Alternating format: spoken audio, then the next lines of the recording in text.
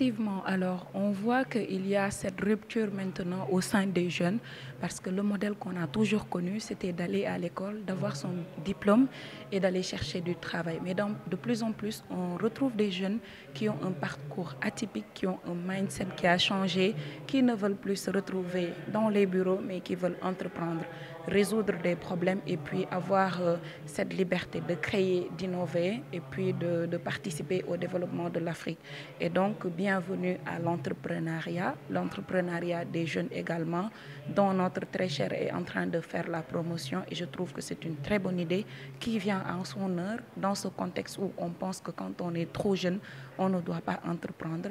Et ce sont ces initiatives-là qui aujourd'hui font un accompagnement technique, mais également financier, afin que ces jeunes puissent croire que ça peut être. Je pense qu'aujourd'hui, dans le contexte africain, sénégalais, entreprendre n'est pas facile.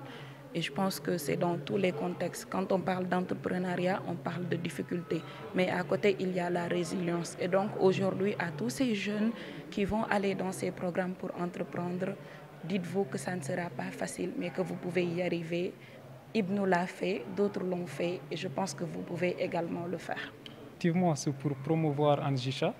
Anjisha est créé depuis 2011 et sélectionne chaque année les 25 meilleurs entrepreneurs africains. Et malheureusement, bon, je dirais malheureusement entre guillemets, pour nous, le Sénégal, il n'y a que 3 qui ont été sélectionnés en 2016, 2019 et moi en 2023.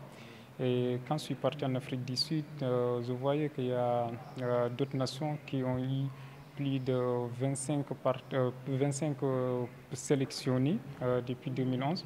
Donc je me suis dit, en fait, c'est devenu une obligation morale pour moi d'organiser cet événement pour promouvoir Anzisha et permettre à d'autres jeunes Sénégalais d'y intégrer. Ah oui, effectivement, vous savez, Anzisha prend tout le temps les jeunes qui sont entre 15 à 22 ans. Et du coup, nous ici, c'est rare de voir ça ici, en fait, entre 15 à 22 ans, parce que la plupart des jeunes de 15 à 22 ans, on leur fait croire qu'ils sont trop jeunes pour entreprendre, pour commencer. Donc même ici à 25 ans, on te dit que